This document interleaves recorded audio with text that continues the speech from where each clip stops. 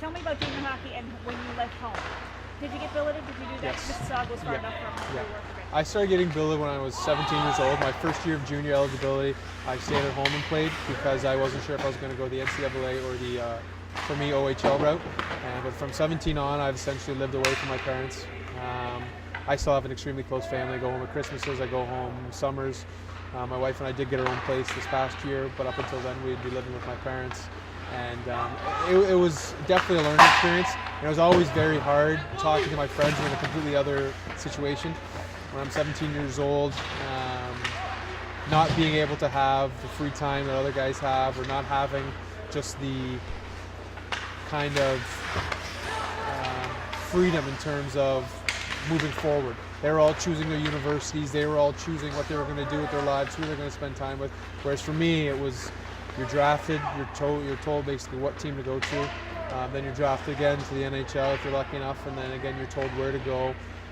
The grass is always greener, there's that expression. My friends would always love to be where I am, and I'm very honored and privileged to be where I am. But at the same time, when you're 16, 17, 18 years old, and you're looking at your friends going off to university, and all they're doing is school, you hear them stressing, man, my school marks. And at the same time, you're stressing, well, this is my livelihood. Every day I need to be on top of my game or else my livelihood could be over. So hearing these other things, it's always nice to get perspective and realize you are playing a game, but at the same time, you do have to mature a lot quicker. Do you think 16, 17-year-olds are ready for that experience to be away from the family? I mean, I know billet families are great, but I think each case has to be decided on an individual basis. My brother and I both were pretty mature for our ages at the time we were able to do it. Some kids, it separates them from their families and they aren't able to regain that relationship. Whereas we were lucky enough to have a close enough support group between my family and my wife that we've kept that bond. Some guys lose that immediately because then they don't really have a quote-unquote home. And it's hard, but I believe every choice has to be made on an individual basis. And for us, the best choice was to go to the OHL. Do you think that helps with the hockey dynamic when you start with a team? You're kind of there for new family. Yeah. Do you think that kind of adds to that? I believe that does help. When guys are on a team together, your family is essentially your team. So if you're feeling lonely, the best thing to do usually is get together with guys in your team more often. And other guys in your team all understand the position you're in because they're going through the same thing. So they're able to relate to you and able to understand some of the feelings and emotions that you're going through. So it does help, but at the same time, it's hard to emulate a family dinner when you're away with friends. So it is still hard. So it's obviously a pretty big commitment for someone who's 16 to start playing hockey away from their family. What advice would you give parents who want to see their kid in the NHL? How do you not push them, but also realize what a commitment that is for somebody to make at that age?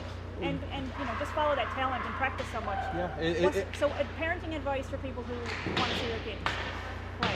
If you want to see your kids play in the NHL, typically, because my dad has worked for 18 to 20 years in market minor hockey, and he's worked with kids, coaches, parents, and he sees the same thing every year. Some kids are burnt out by the time they're 14 because their kids are pushing them. If the passion's not there, there's no point in pushing it.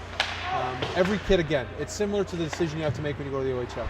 Every kid is on an individual basis. What works for one kid doesn't work for another. If your child loves to play hockey and wants to get more of it, be open to that and help them, support them. If they don't want to, then there's no point in pushing it because then you're going to distance yourself from them and also you're going to distance them from the game. So the best thing to do, I believe, is individual basis. Read your child, talk to your kid. I was, again, extremely lucky. I know I've talked about this a lot, but my parents were excellent at that. If I wanted to play hockey, they let me in the summers. I played every sport imaginable, and I loved it.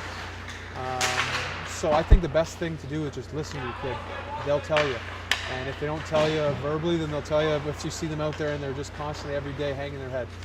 I think it's individual basis is the best way to look at it. Last question. So you said your brother Brendan also plays Yes. professional. Well, your parents, do you have any other brothers or sisters? I have an older sister. Okay, so she's not a professional hockey player. No. Okay. How do your parents figure, obviously if they had one kid playing pro, they could follow that kid wherever he went, right? Two brothers playing professional hockey, how do they possibly divide their love and attention? How do you guys still maintain with two pro hockey players? Yeah. Well, my parents have done a great job with that. They realize first and foremost, the most important thing is family. So most of their time and effort goes into my sister's family, who has two young kids, third on the way, because they could be there for them. My parents are always there for my brother and I whenever we need to talk to them. They watch every one of our games. So we're very lucky, but at the same time, we play a game for a living. So seeing my niece and nephew grow up and being there for them and living their own lives, we believe is probably more important. So them helping us and being there for us and watching our games is very nice, but they also have done a great job of kind of helping us realize what we do for a living and how privileged we are. Let me double check. Your birthday's March 19th. Yes, ma'am. Have you had a lot of rip-off birthdays because it's so close to St. Patrick's Day? No, I haven't had many because it's not, for some reason, it's not very big in Canada, St. Patrick's Day. Certain areas it is, but where we were from, it wasn't that big, so usually everything was fine. So the problem is the last couple of years, March is usually the quote-unquote dog days of the season, where the last couple of years I've spent it on the road. One year I was 21 actually, I turned 21 twice, because as I was traveling from Cleveland to Chicago, we crossed over the time zone.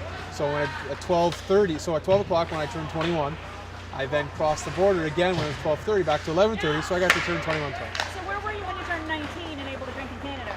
I was still in Canada. I believe I was in Mississauga, but I don't drink, so it's not a big deal anyways.